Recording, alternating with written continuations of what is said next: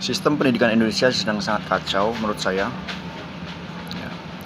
Ada beberapa hal kenapa saya mengatakan seperti ini, terutama dua hal ya. Pertama adalah tingkat korupsi ternyata di Kementerian Pendidikan Indonesia itu sangat gila.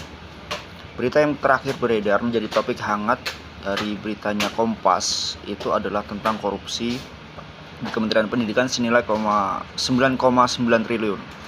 Itu dikorupsi. Memang kasusnya terjadi beberapa tahun lalu, tapi itu tetap saja menjadi sumber permasalahan yang cukup pelik ya.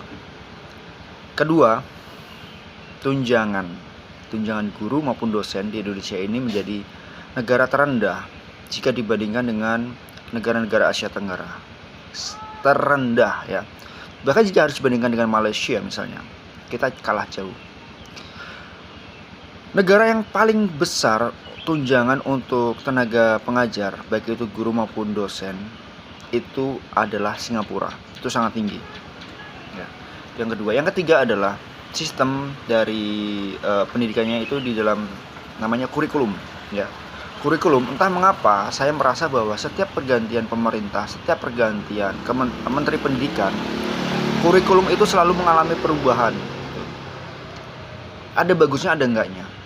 Pertama adalah ketika mengalami perubahan memang membutuhkan namanya proses adaptasi, dan proses adaptasi mengenai sistem itu tidak bisa berlangsung 1 hari, 2 hari, 1 tahun, 2 tahun.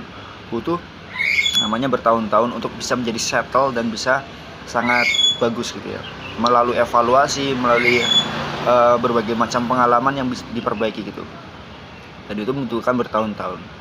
Tapi waktu untuk evaluasi, waktu untuk memperbaiki diri itu selalu ganti ketika misalnya menteri pendidikan itu ganti atau birokrasinya itu ganti.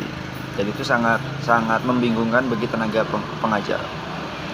Beberapa faktor lain yang mendukung mengapa saya mengatakan bahwa sistem pendidikan Indonesia sangat kacau itu adalah tentang gaji honorer.